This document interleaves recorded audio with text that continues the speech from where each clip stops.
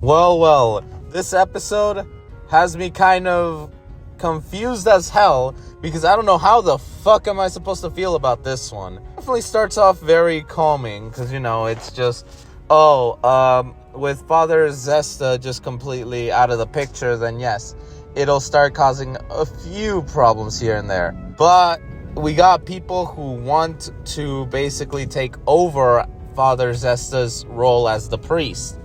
And it's justified, what if the Father Zesta was part of the Devil King's army? So, everyone who is there, I believe, are scumbags and pieces of shit. Because the shit they say right here is so baffling that I don't know what the fuck to think. I think, if I can sum it up, is the Axis cult are just fucking nut jobs. All of them. I've said this before, but this solidifies the crap that they want to fucking legalize. Anyway, not the point. The point is that this episode is not as crazy, really, as we have a few shenanigans going on. Something's going on with the water, so they're using that as evidence, but eventually we discover that Father Zesta was released. And, it's funny that they accused him, and they used a little lie detector that was used on Kazuma in Season 2.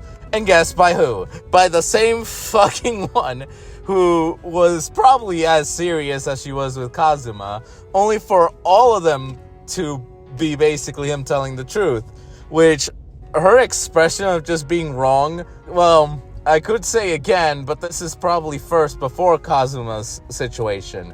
And similarly enough, accusing another innocent person, though unlike Kazuma, this one he didn't ding. So basically that just means that, Father Zesta is not lying, and I don't know whether to feel bad for this one or not. This is the second person we've seen basically be amiss for her. And obviously we have the pink one basically apologizing, gets hit in the head, and yes, Father Zesta basically is like insulting her intelligence by using a specific part of her body to show that her brain is small, which, that does piss her the fuck off.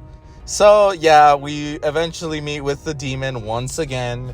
She wants the cat, and Megumin and Yunyun are not having it. The priest is asking, who is this girl? What is she to you two? Or, well, mainly to Megumin, since he definitely does not like Yunyun at all because of what Yunyun basically did.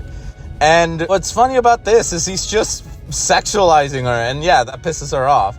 But the moment it's revealed that she's a demon, he changes his tone immediately of just going back. Anything he said positive of her is just immediately turned 180, because once it is revealed, like a badass for once blocks away the attack with cool magic, showing that he's not just some pervy priest. He has some skills within him. And basically the citizens all unite and harass the demon. So once again, this demon girl is harassed to hell by a group of people and is sent off, basically flying off in this case. Unlike the last one that she was chased off by a bunch of magic users. So, Megumin and Yunyun are so dumbfounded by this that they don't really know what the hell to think. But aside from that, we can definitely say that everything has been taken care of so far, because now they are not only rewarded for all the good deeds, mainly Megumin is rewarded, but the priest is also kind of wanting Megumin to stay, since she basically had helped them get more people. And he allows her to stay at least one night, since it's getting late. She wants to go to Axel. Yunyun is basically wanting to tag along with Megumin. So they are able to stay one night. We see a statue of what they presume to be Aqua, which is very baffling. And when we have the bath scene, yes, another bath scene. Shocker, right?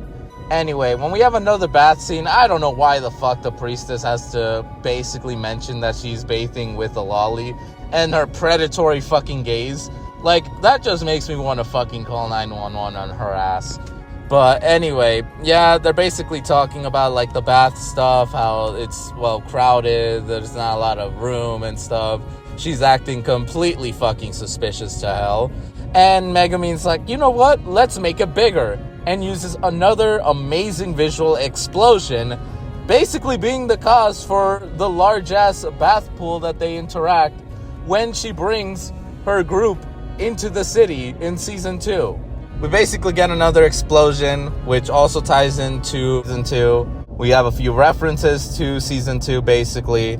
And just as they're leaving, Father Zesta basically gives Megumin Aqua's blessing, which is kind of funny that Megumin gets Aqua's blessing from a priest that belongs to Aqua's faction of religion, because of the fact that Aqua is one of the members of Megumin's party. And also by the end of the episode, Megumin kind of talks about how she will come back with a party, and thinking about back on how she wants 3 specific things.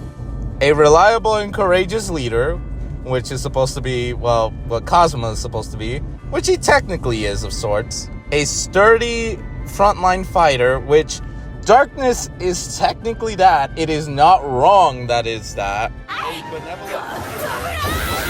benevolent. The word can be related to Aqua as benevolent of sorts. I guess you can make the equivalence of that, so technically she's right.